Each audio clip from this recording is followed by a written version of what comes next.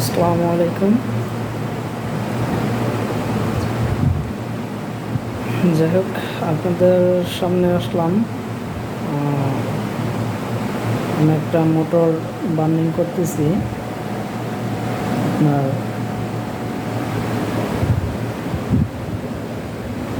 7.5 kilowatt. তো এটা কী connection হবে বা কী কানেকশন হতে পারে বা কত নম্বর গেজ,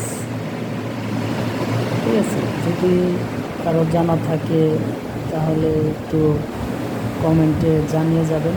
আর যদি কারো জানা না থাকে তাহলে কমেন্টে